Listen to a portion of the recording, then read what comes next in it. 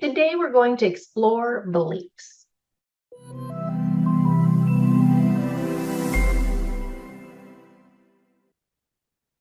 I often get asked, why do I do what I do? And the answer is ultimately quite simple. One, you got programming for it. And two, you have a belief about it. Everything that we do is generated from our unconscious programming. And a huge aspect of your unconscious programming is your beliefs. Our beliefs is what is true to us, and they are formed at a very young age originally. And then we do develop our beliefs as we grow and as we live our life. A developmental psychologist, Morris Massey, he identified that the imprint period, he calls that the time from birth to 7 years old, is the time where we generate the majority of the beliefs that we hold in life. So lots of those beliefs. I'm not good enough. I'm a slow learner. I am not safe. I need to be in control. I have a fear of whatever it is. I can't be alone. I fear abandonment, all that kind of stuff. I can't get close to people. Oftentimes, those beliefs are generated in that imprint period. We also create beliefs for ourselves in the modeling period, which is 8 to 13, and the socialization period, which is up to 21. And then our adulthood, too, we're also making beliefs.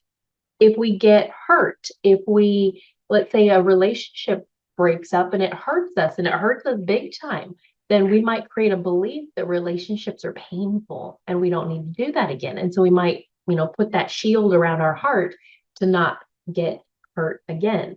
And that might be a belief that we create as an adult, but there's also a good chance that there's a pattern that can get tracked back to younger years where we can explore it a little bit more.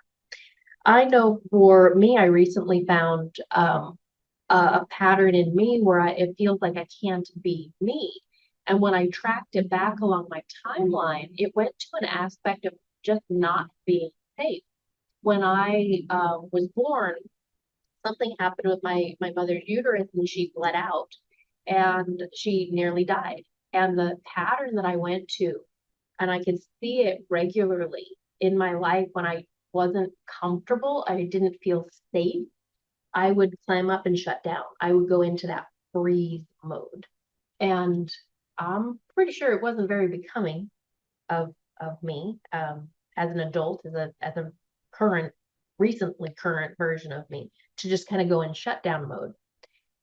And it was pointed out to me, and I was like, okay, yep, I see a pattern. Because I don't see everything of me. We have our blind spots.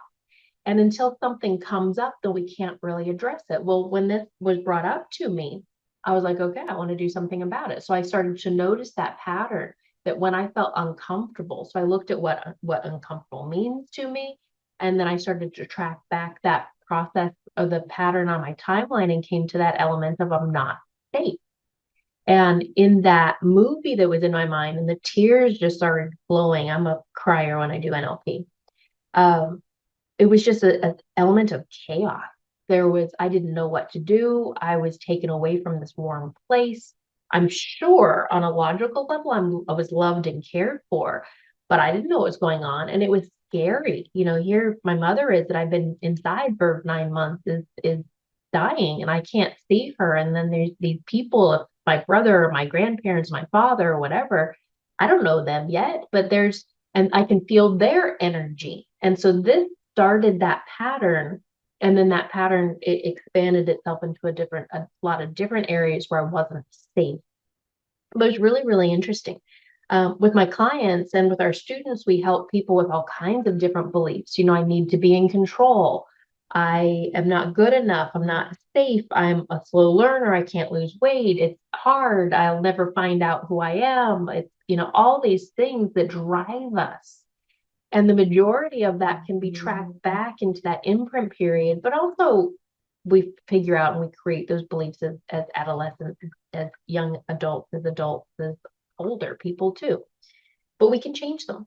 NLP has some wonderful tools, from timeline techniques to parts integrations to submodality changes, collapsing anchors, all kinds of different things that help us to collapse and break those patterns and change the belief.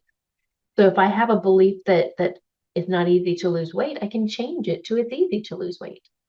Because the thoughts that I am using consciously and unconsciously, but especially those ones that I hear in my mind or out of my mouth, they make a huge impact.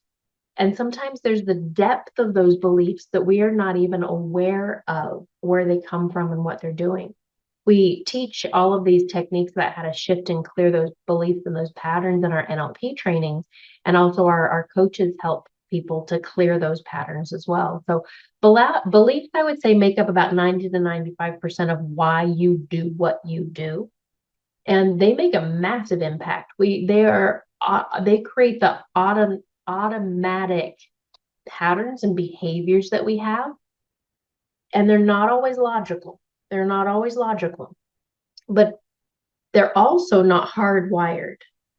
We can change them. They've been coded at some point. We can recode and make a change. Isn't that cool?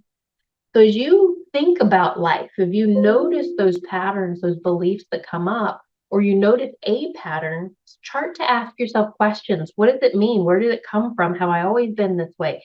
Maybe even work with an NLP coach to be able to shift back, or learn NLP and work with yourself to shift back and figure out more about your personal beliefs. A lot of life that patterns, that those beliefs take up, and we might as well be aware of them, take some action, accept them, and live the best life that we can. Might as well. If you haven't already, be sure to like the video, subscribe to the channel, share my videos with other people, and I will see you next time.